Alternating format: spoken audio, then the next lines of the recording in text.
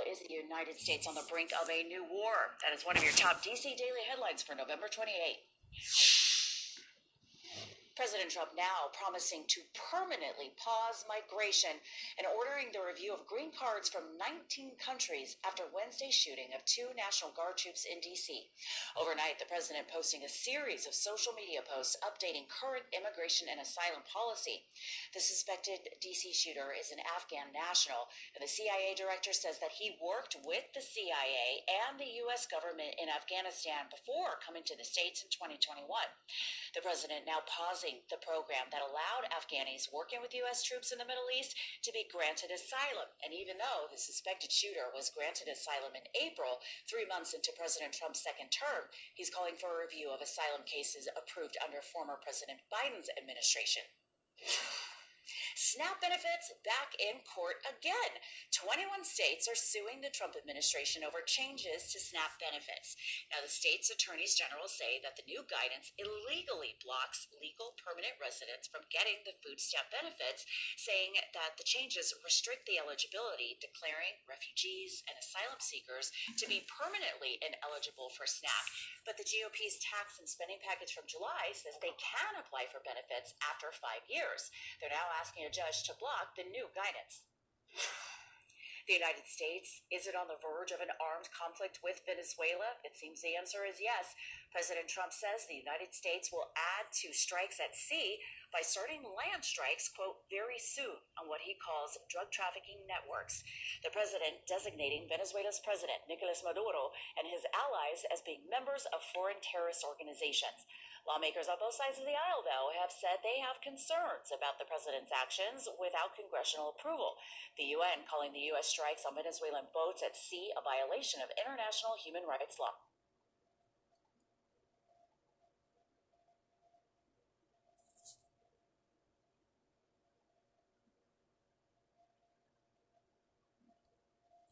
On former President Joe Biden's use of the auto pen.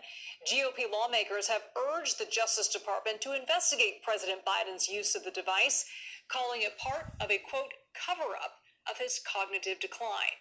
Now, that raises the questions, what is an auto pen? How does it work? And was it only used by the Biden administration?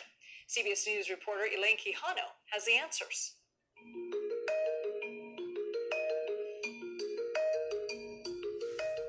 So the auto pen, also known as a robot pen, is a machine that replicates a person's signature using a real pen or writing tool. The devices use pens or other writing instruments to place a person's signature on documents, books, or other papers, such as in the case of a college president, for example, who would otherwise be required to sign hundreds or thousands of diplomas for graduating students by hand. According to the Chappelle Manuscript Foundation, the device has been around for centuries. One of the first known users, Thomas Jefferson, who bought one soon after it was patented in 1803. Since then, presidents from John F. Kennedy to Barack Obama have used auto pens to sign everything from routine letters to legislation and even pardons. During the Gerald Ford administration, the president and First Lady Betty Ford occasionally signed documents and other correspondence by hand, but White House staff more often used auto pen machines to reproduce their signatures on letters and photographs.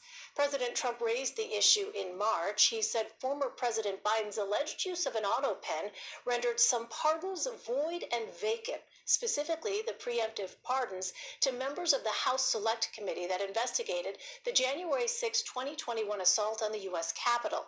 President Trump has also used an auto pen, telling reporters in March that he'd used the device, quote, only for very unimportant papers. Now, modern auto pens, like the Ghostwriter model, use smart cards or flash drives to store signatures and phrases. They can sign thousands of documents, from diplomas to certificates, without, of course, ever getting writer's cramp. The technology is not cheap, though. High-end machines used by governments can cost up to $20,000.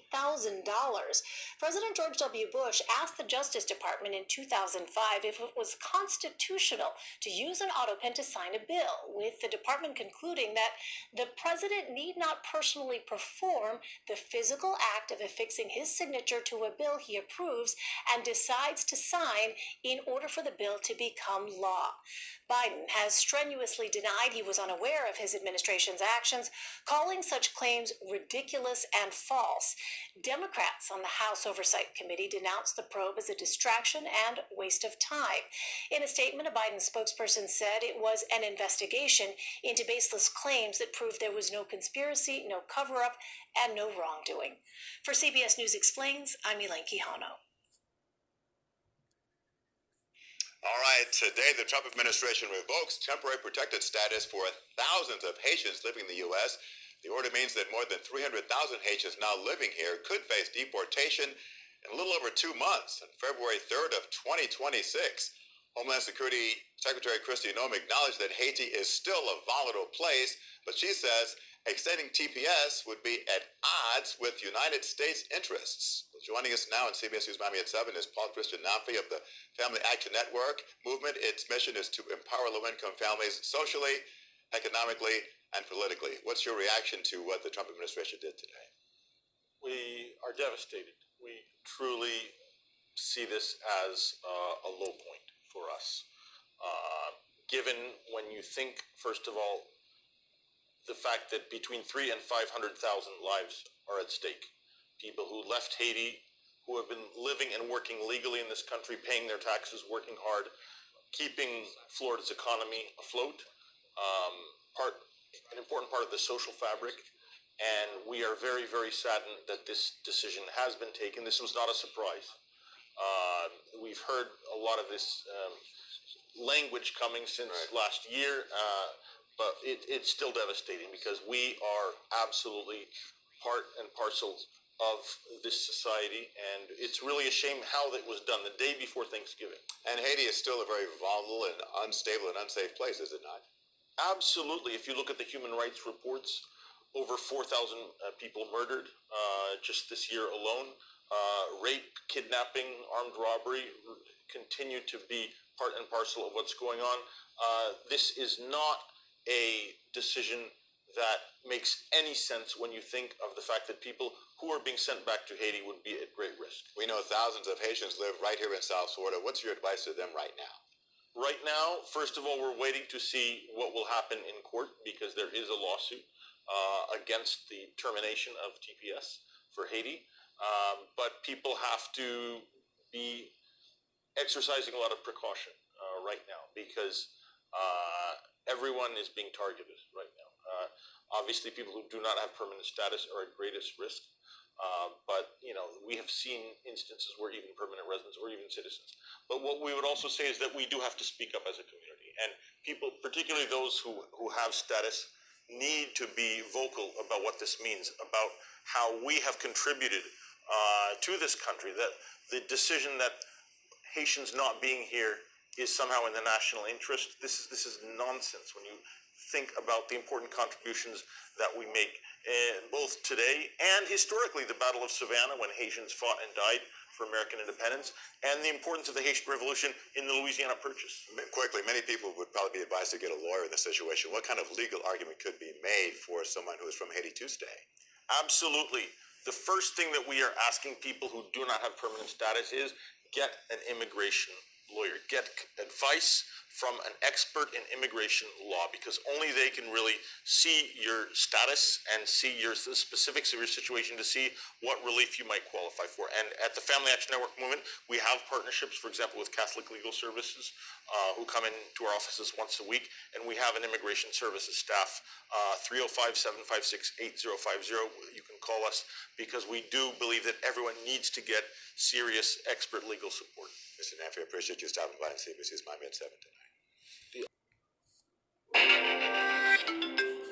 A fleet of UPS cargo planes grounded after this month's deadly crash in Louisville, Kentucky, will now be parked longer than anyone expected, and it could squeeze holiday deliveries. A leaked internal memo out Wednesday says the company's entire McDonnell Douglas MD-11 fleet will be down for months, not weeks. These aircraft make up 9% of UPS's fleet, and 11% of FedEx's. A small slice on paper, but they represent hundreds of daily flights and thousands of packages. Boeing, which now owns McDonnell Douglas, reportedly told UPS the required inspections and structural repairs are far more extensive than first thought, and that every single aircraft will need to be torn down to identify and remove aging parts. The remaining 109 MD-11s for UPS are all more than 30 years old on average. Donald Trump's plan to end all federal benefits for non-citizens signals a major shift with significant business and economic implications. In a post on Truth Social, he said, and I quote, "I will permanently pause migration from all third world countries. Non-citizens in the United States currently access limited federal support, often in the form of healthcare subsidies, emergency assistance, and also certain social service programs. The businesses in sectors such as agriculture, hospitality, logistics, and care services also rely heavily on migrant labor, making policy changes in this area economically consequential.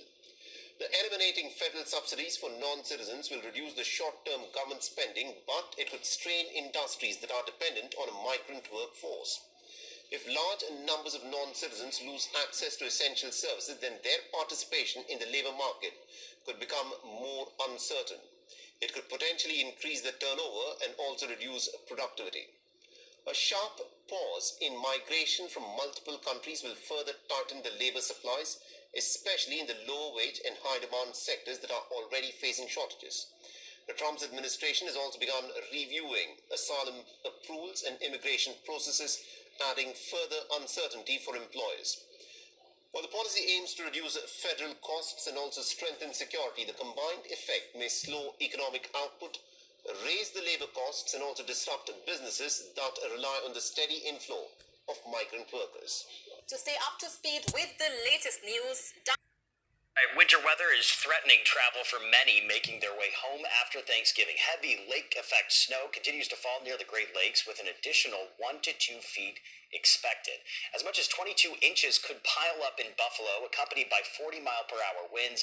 Lake effect snow warnings are in place until tomorrow morning. And in Ohio, the snow belt region will also see more snow today, and the weather system is now making its way east towards Chicago, where some areas could get up to 12 inches.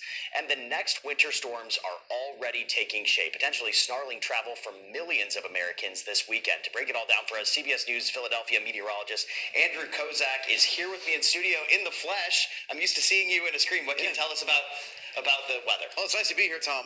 The timing couldn't be any worse, right? The busiest travel weekend. We have tens of millions of Americans that are going to be affected by this, and the snow is going to be accompanied by some really coldest air of the season coming up. I want to start right now where we have snow squall warnings that have just been issued for central PA.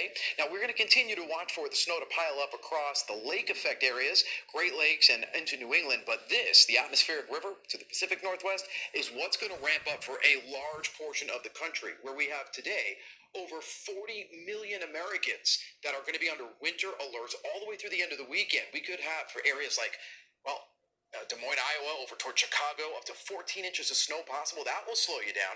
And then as we head into the Northeast, we are likely to see some of that spread across the lakes. Again, lake effect snow could equal up to 2 feet of snow before the weekend is up. Meantime, we have some very heavy snow that will continue for the weekend for the midsection of the country. If you're traveling to places like Chicago, that can domino when it comes to the delays and cancellations. Now, I want to take an hour by hour as we get into Saturday. Rain to the south, snow to the north, and it really starts to ramp up by Saturday night and into Sunday. We're talking 1 to 2 inches per hour in some of these spots. The good news for the I-95 corridor, especially across areas like D.C. up to Philadelphia, New York, and Boston, is that it's just a plain old rain event late in the weekend and then clears out. And then the temperatures. In fact, we have some of the coldest temperatures of the season. It will feel like the single digits by Sunday, and then that's going to be for the northern plains.